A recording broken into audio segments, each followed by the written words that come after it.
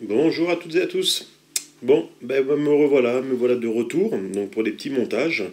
C'est vrai que ces derniers temps, j'étais un peu absent, parce qu'il y a eu beaucoup de changements de mon côté de vie, donc aussi bien au niveau du travail, hein, et puis aussi j'ai eu un informatique qui m'a lâché, le changement de travail comme je viens de vous dire, le Covid pour tout le monde, enfin bref, plein de petits changements qui fait que j'ai été absent un petit moment. Allez, aujourd'hui, on va parler, parce que là, on va rentrer dans la période hivernale. Donc, qui dit hivernal dit réservoir.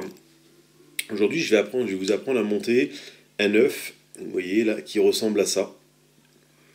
Et on a l'impression que on s'approche du vrai. Et là, je vais vous apprendre à le monter sur différents poids, différentes façons, différentes couleurs. Allez, c'est parti. Je vous mets plus d'intro, c'est fini pour l'instant aussi, parce que comme j'ai tout perdu informatiquement, donc on va passer directement au montage.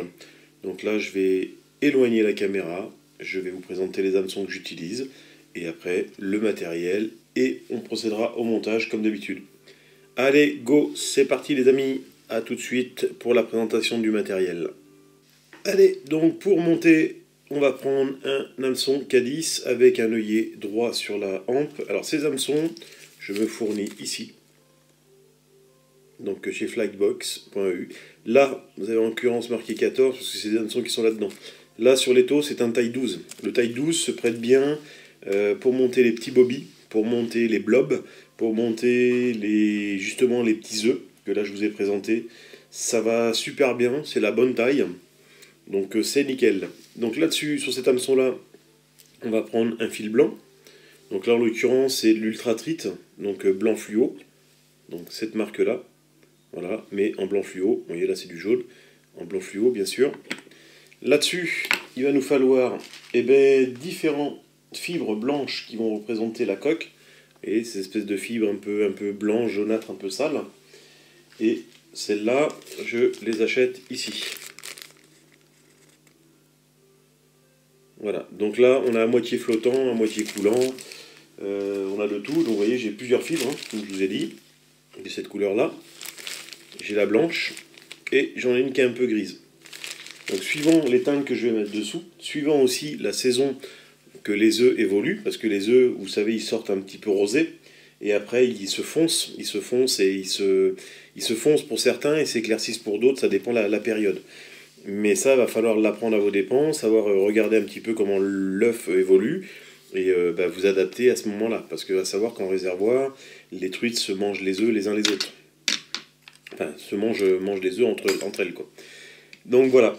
Là, donc je vous ai parlé de la fibre autour et en sous-corps. Vous pourrez faire comme moi, prendre un petit bout de brin de laine rouge. Donc c'est ce qu'on avait tout à l'heure. Sinon, toujours chez ce marchand, là, on a un orange, donc dit K10, qui se rapproche énormément de l'intérieur d'un œuf de truite. Et on a un autre type orange, le PMD, type orange comme ça, qui tire un peu sur couleur pêche. Donc là, on va être plus sur des œufs qui sont un peu foutus, un peu en fin d'éclosion, qui sont généralement morts. Oui, parce que quand ils meurent, ils blanchissent, ils s'éclaircissent pas, enfin ils s'éclaircissent bon. Voilà. Après, ça c'est les communications que j'ai eues. J'ai pas été vérifié. J'ai cherché un peu les infos sur internet. Je suis peut-être pas tombé sur les bonnes infos. Mais bon, je suis pas spécialiste de réservoir. De l'élevage de truites, pardon. En réservoir, j'essaye de me débrouiller. Et avec ces petits produits-là, ça fonctionne. Donc on a ça, j'ai dit le fil blanc, un petit peu de glu, bien sûr. Un tube, voilà, qui est créé au milieu pour repousser tout à l'heure quand on aura besoin de nos fibres, tout simplement. Donc voilà. Là on a tout, un peu d'eau pour vous faire voir que quand c'est sec, ça ressemble à ça. Et sinon quand c'est humide, ça ressemble à la première image que vous avez vue tout à l'heure. Tout simplement. Allez, c'est parti, je vais mettre en prendre plus gros, et puis on va attaquer le montage, tout simplement. Allez, zoup, c'est parti les amis. Allez, là on commence le montage, donc comme je dis, hein, je prends mon fil blanc, je commence derrière l'œillet, comme ceci. Hop, je m'arrête à mi-ample, je coupe mon excédent. Je prends une petite pincée de fibres. Alors, ce qui va être le plus dur à doser, ça va être ces fibres-là, justement. Il ne va pas falloir trop en mettre, ni pas assez. Vous voyez, si je tire dessus, en tirant dessus, ça fait 2-3 mm de diamètre. Ici, on va les égaliser comme il faut, pour avoir un bon départ. Voilà, comme ceci. Là, je vais les poser derrière mon œillet. Je vais faire un tour, même voire 2 tours, hop là, sans prendre les fibres. 2 tours. Ce qu'il faut, c'est bien les répartir. Donc là, je recommence à 3 tours. Voilà, que nos fibres soient bien réparties tout autour de l'hameçon, pour éviter d'avoir des trous. Bien revenir avec le fil de montage derrière l'œillet, comme ceci. Là, on va s'arrêter, enfin, on va revenir encore un tout petit peu. Voilà, donc on s'arrête sur le premier tiers d'hameçon. Je vais prendre ma petite paire de ciseaux, je vais couper tout l'excédent.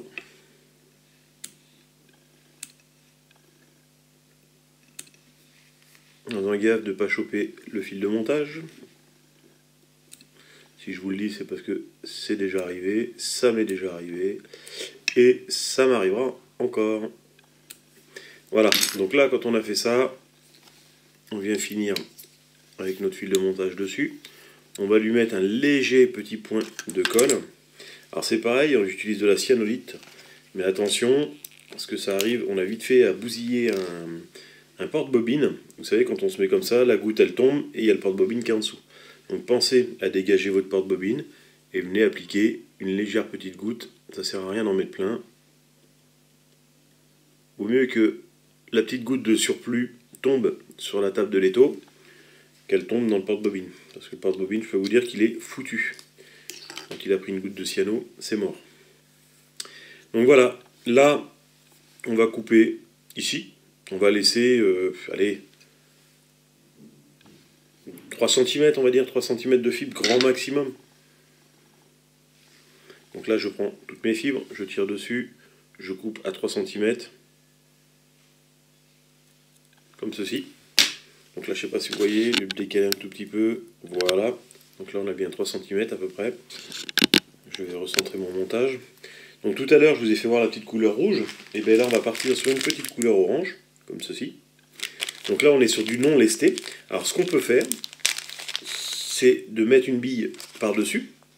Donc là, on pourrait renfiler une bille, l'emmener ici derrière et la recouvrir de dubbing. Donc avoir déjà un œuf lesté. Mais attention, les œufs trop lestés, c'est pas bon non plus. Ou on pourrait le faire, je vais même le faire maintenant avec vous. On va prendre, je sais plus du combien que c'est en diamètre. Parce que j'ai plusieurs diamètres de plomb. On va prendre du assez gros. Comme ceci. Ça doit être du 0,80 ou du 0,60 celui-là. Hop là, ça doit être du 0, c'est du 0,8. Donc voilà, j'ai pris un petit morceau de 0,8 en plomb. Hop, 1, 2 et 3 tours. Ça sert à rien d'aller plus loin. Je vais couper avec un autre ciseau, que je n'abîme pas les autres, les petits.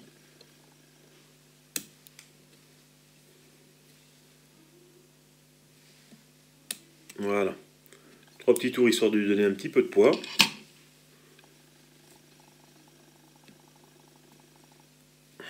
Là, on ramène bien le plomb, comme ceci. Comme je vous ai dit, on va prendre du dubbing orange. Bon, histoire de faire une petite boule. Hein. Donc moi, ce que j'aime bien, vous voyez, quand je le prends, c'est de tirer dessus, de l'émietter, de le casser, de ne pas laisser des grandes fibres, parce que c'est chiant quand vous le mettez sur le fil. Ça vous fait une grande tige tissée comme de la laine tissée hein, dans le temps. Et puis après, vous avez du mal à le faire tenir sur le porte-bobine, sur le fil de montage, pardon. Ici, voilà, là je commence à entourer. Là, je pense que j'en ai un petit peu trop. Voilà. Et là, c'est parti. On va entourer dans les spires de plomb. Alors, on va pas trop loin derrière. On essaie de faire une boule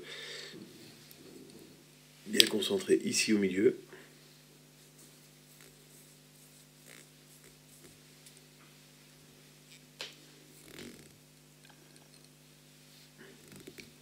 Et j'hésite pas à bien tirer dessus.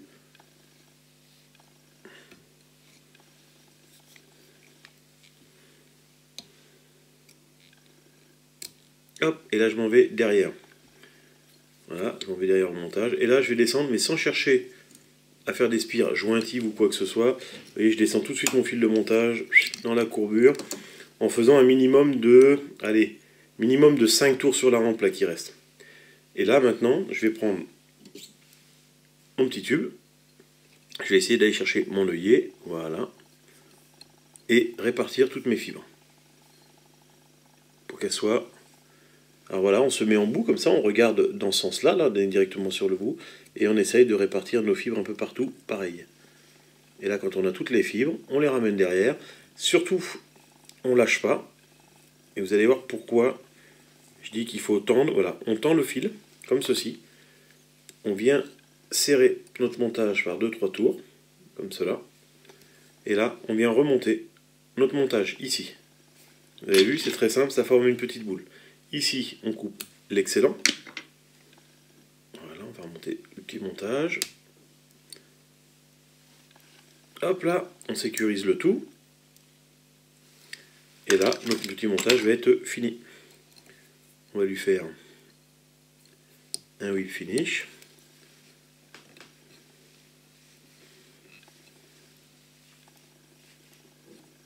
Voilà. Donc notre montage bien remonté. Et vous voyez, on a tout de suite un petit œuf assez rond, régulier, propre. Donc voilà ce que ça donne.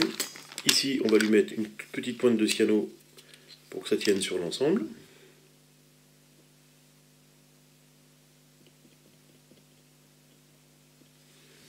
Et là, moi j'ai ma colle qui coule 2 fois trop vite, parce que mon tube est très gros ou. Donc voici ce petit montage. Et là, je vais vous le mettre sous l'eau pour que vous puissiez voir un petit peu ce que ça donne. Voilà, si vous avez 2-3 grandes fibres qui dépassent, c'est pas important. Je peux vous dire que les truites de réservoir, c'est pas les truites comment ça s'appelle, de rivière. Quoique, dans certains réservoirs, elles sont super bien éduquées. Donc la pêche en réservoir, c'est quand même une pêche qui est complètement différente et qui demande aussi un peu de dextérité. À part si les truites viennent juste d'être lâchées, c'est la foire à neuneux, comme on dit, c'est facile. Donc là, je vais lui mettre les gouttes d'eau. Donc je renverse mon étau pour pas en avoir dans la tête de l'étau et que ça rouille après.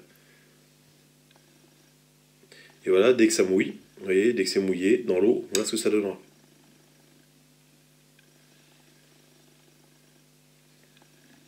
Donc là, on est plus proche des vrais œufs. Ça donne une transfluidité au niveau des fibres que je mets. Et à l'intérieur, on voit l'œuf. Donc on se rapproche plus vers les œufs que les truites vont mettre en action là d'ici peu. Voilà, parce qu'elles vont commencer à charger. Et là, dans l'eau, je ne sais pas si on va réussir à le voir. Mais voilà ce que ça donne. Je ne sais pas si vous le voyez bien à la caméra. Voilà.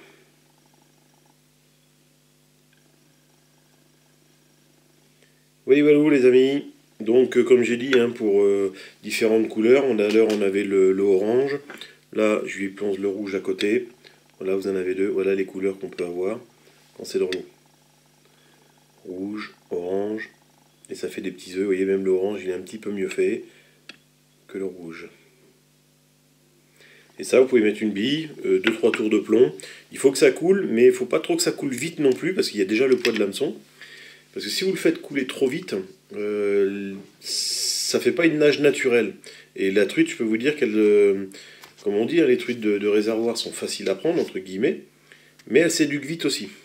Donc qui dit éducation rapide, dit vite fait prendre 2-3 poissons, et après c'est fini, elle se passe vite le mot. Donc voilà les amis, et puis petit à petit je reprendrai comme promis les vidéos, hein, comme je vous ai dit tout à l'heure. Et puis on fera quelques montages par-ci par-là dans la semaine.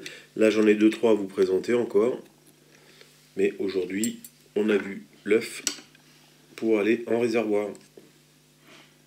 Allez, bon montage à tous, bon courage, à bientôt, ciao ciao.